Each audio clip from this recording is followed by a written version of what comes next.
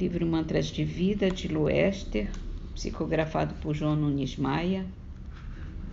Domino a curiosidade, quando ela quer tornar público o que deve permanecer secreto. Livro dos Espíritos, pergunta 524. Os avisos dos espíritos protetores objetivam unicamente o nosso procedimento moral ou também como devemos proceder nos assuntos da vida particular? Em tudo, eles se esforçam para que vivamos o melhor possível, mas quase sempre se tapam os ouvidos aos avisos salutares e se tornam desgraçados por sua própria culpa. A nota de Kardec diz: os espíritos protetores nos ajudam com seus conselhos mediante a voz da consciência, que fazem ressoar em nosso íntimo. Como, porém, nem sempre ligamos a isso a devida importância, outros conselhos mais diretos eles nos dão, servindo-se das pessoas que nos cercam. Examine cada um as diversas circunstâncias, felizes ou infelizes, de sua vida e verá que em muitas ocasiões recebeu conselhos de que não se aproveitou e que lhe teriam poupado muitos desgostos, se houvera escutado. No livro Obras Póstumas, ainda sobre a natureza do Cristo, um novo item se chama O Verbo se fez carne. No princípio era o Verbo, e o Verbo estava com Deus, e o Verbo era Deus. Ele estava no princípio com Deus. Todas as coisas foram feitas por ele, e nada do que foi feito e foi sem ele. Nele estava a vida, e a vida era a luz dos homens. E a luz brilhou nas trevas, e as trevas não a compreenderam. Houve um homem enviado de Deus que se chamava João. Ele veio para servir de testemunha, para dar testemunho da luz, a fim de que todos crescem por ele. Ele não era a luz, mas veio para dar testemunho daquele que era a luz. Aquele era a verdadeira luz que ilumina todo homem que vem a este mundo, e o mundo foi feito por ele, e o mundo não conheceu. Ele veio à sua casa, e os seus não o receberam. Mas ele deu a todos que o receberam o poder de se tornarem filhos de Deus, aqueles que creem no seu nome, os quais não nasceram do sangue, nem da vontade da carne, nem da vontade do homem, mas de Deus mesmo.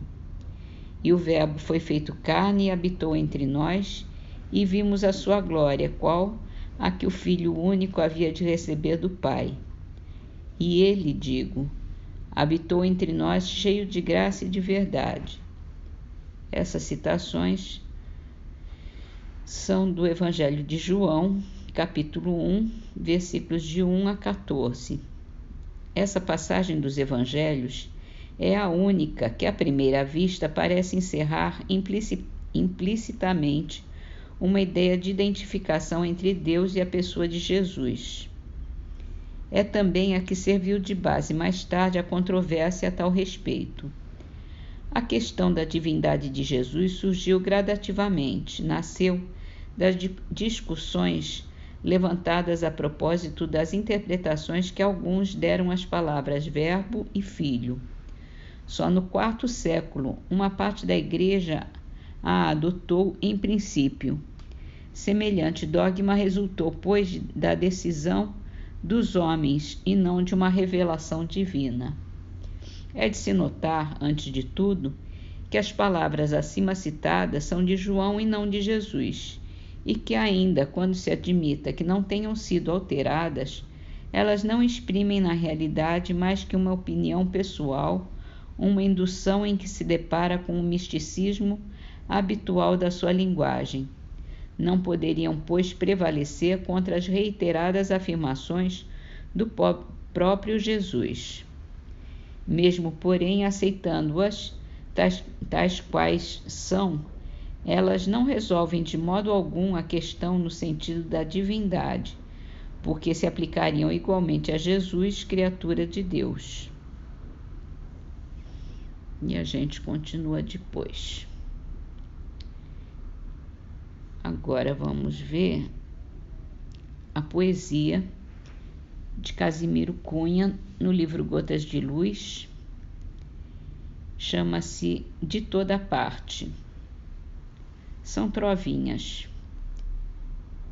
Lisonja é moeda falsa cunhada pela ilusão, que a nossa própria vaidade coloca em circulação. Virtude eleita e sublime, que em solidão se consome, é diamante belo e frio, que não nos sacia a fome.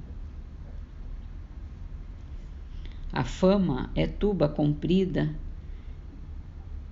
de curto discernimento, que toca mais a fortuna que ao justo merecimento. Evita a bajulação que te aparece na estrada, a língua do adulador é qual lâmina de espada. O sábio corrige em si, na luta em que se rodeia, aquilo que o desagrada no campo da vida alheia.